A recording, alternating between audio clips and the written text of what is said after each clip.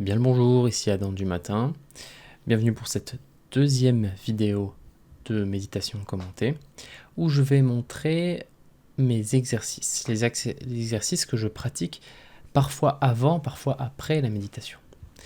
Donc l'avantage de faire ça au verger, c'est qu'on peut croquer dans une pomme pas très mûre et puis l'acheter quand on n'en a plus envie. Allez, c'est parti. Donc je viens de me réveiller, plus ou moins, il y a 20 minutes, 10 minutes, j'étais dans mon lit. Et je commence par étirer mon corps. Ce qu'on veut faire, c'est étirer les channels, étirer les... Alors, comment on appelle ça en français? Parce que je ne vais pas utiliser le mot fascia, que je n'aime pas beaucoup. On va étirer les canaux. Bon, les canaux, tout simplement. Alors, les canaux, ce sont les endroits par lesquels vont passer le chi dans le corps. Le problème d'accumuler du chi comme je le fais, c'est que s'il ne circule pas, il peut causer de gros problèmes de santé. Donc ce qu'on a besoin de faire obligatoirement lorsqu'on est dans une pratique méditative, c'est faire circuler cette énergie. Voici donc le premier exercice que je vais vous présenter. Il s'agit d'étendre les bras et les jambes en même temps. C'est de vivre une espèce d'auto-écartèlement. Et c'est un des premiers exercices du Yi Jing Jing, et tous les exercices que je vais montrer ici sont issus du Yi Jing Jing. Le Yi Jing Jing étant un des textes fondateurs des pratiques chinoises touchant aux capacités surhumaines. Bien entendu, alors le but n'est pas les capacités surhumaines. Le but est, tel que l'alchimie le dit si bien, d'avoir une meilleure santé, de créer un corps de lumière pouvant survivre après la mort et explorer plus loin les strates spirituelles.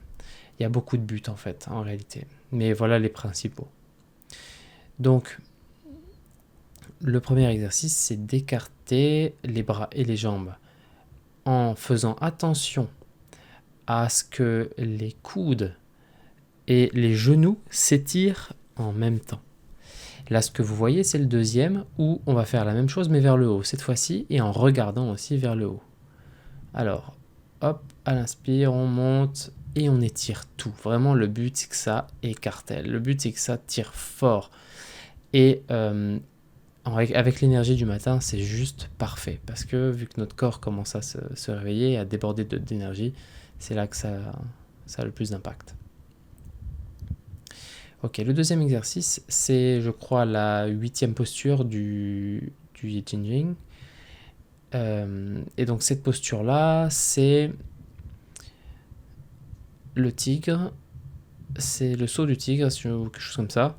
En gros, là, on va avancer nos deux mains en serre de tigre, en griffe vers l'avant. Et ce sont l'avancement des mains vers l'avant qui va déterminer l'inclinaison de notre corps. Ça veut dire qu'on ne va pas chercher à descendre la partie haute de notre corps, mais elle va descendre naturellement lorsqu'on va se laisser tirer vers l'avant, puisqu'en fait, on va vraiment concentrer toute notre énergie à aller le plus loin possible avec nos griffes, comme pour aller attraper une proie. Alors, c'est incroyable l'énergie que ça met dans les mains. Cette pratique-là, j'ai jamais vu de pratique pouvant mettre autant d'énergie dans les mains. Et ce que je vais vous montrer maintenant, c'est cette même pratique, mais où à la fin, je vais essayer d'approcher mes deux mains. Et en fait, elles sont tellement pleines d'énergie qu'elles ne veulent pas se toucher. Pour faire toucher les mains à ce moment-là, c'est extrêmement difficile. Donc, je montre.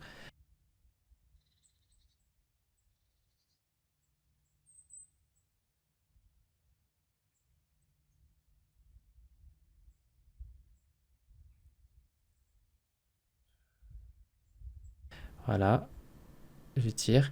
Et là, mes mains sont remplies d'énergie puisque j'envoie toute mon attention vers l'avant. Et attention, et là, je tente de les toucher. Mais je vous assure que c'est pas facile. Il y a une quantité d'énergie tellement dingue dans les mains que ça ne veut pas. C'est un exercice que tout le monde peut faire et qui peut vous montrer à quel point le chi est puissant et réel.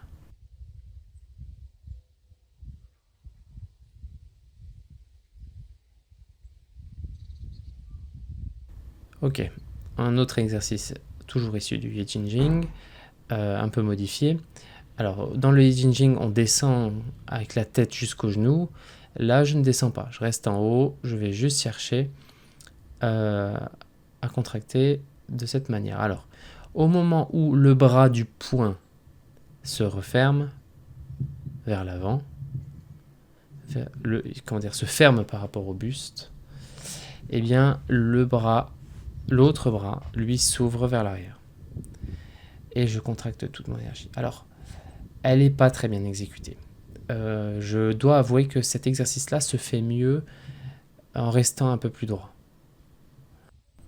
Pour avoir tous ces exercices du Yi Jing exécutés par un maître, le maître Shi Hengyi au Shaolin Temple Europe, allez dans la description, un lien YouTube s'y trouve, et vous allez voir tous les mouvements du Yi Jing exécutés parfaitement.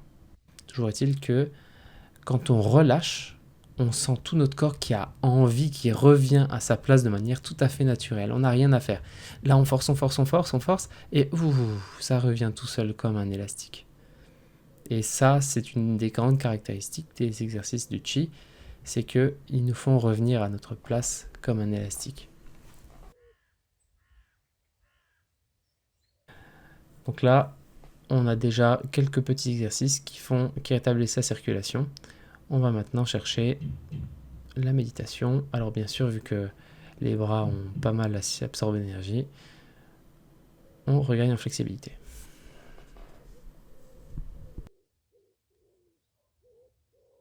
Voilà, vous êtes maintenant prêt à démarrer votre méditation. Et nous allons parler de la circulation du corps, mais d'abord, petite interlude sur le ten. Ten, j'aime bien. C'est une technique qui, je ne sais pas si elle existe, je ne sais pas si elle vient de faits réels, mais dans tous les cas, elle est décrite dans un animé, dans un manga qui s'appelle Hunter x Hunter. Le ten, c'est rétablir son énergie autour de son corps, de manière à ce qu'elle coule fluidement et qu'elle enveloppe le corps comme un vêtement chaud. À l'intérieur de ce vêtement chaud, on doit sentir les courants de vie. On doit sentir l'énergie qui afflue tranquillement. Donc le ten est une manière accélérée d'arriver à un état où notre énergie enveloppe le corps, et ça aide pas mal à rentrer plus rapidement dans cet état d'intériorité nécessaire à toute méditation. Cet état, en tout cas, méditation énergétique, qui a pour but de conscience et de prise de conscience sur ce qu'est l'énergie, et potentiellement de travail sur notre corps. Donc là, je rentre dans une accumulation d'énergie. C'est ce que je vais faire plus ou moins pendant toute cette méditation. C'est la méditation du dimanche 17 août 2025. Et je dois dire qu'elle était assez courte, puisque je devais travailler. J'ai une petite mission le dimanche. Ça tombe bien, c'est cool pour le salaire. Donc c'était juste avant d'aller faire mon patching. Alors, dans cette méditation, je vais principalement accumuler d'énergie. Donc elle n'est pas très intéressante à commenter. Par contre, je dois revenir sur ce que j'ai commencé en début de vidéo lorsque je vous ai parlé de la circulation. Un corps qui a trop de chi, c'est un corps qui peut potentiellement développer des cancers. Et là, vous allez dire, quoi? C'est pas possible, hein, mais t'es en train d'accumuler de l'énergie comme un fou, attention, tu te fais te faire du mal. Et en fait, le chi, c'est aussi le secret de la bonne santé. Si notre chi circule bien, si cette énergie circule bien, harmonieusement, elle circule sans consommer de jing, donc de vitalité. On prendra vraiment le temps d'expliquer tous ces mots au fur et à mesure des vidéos.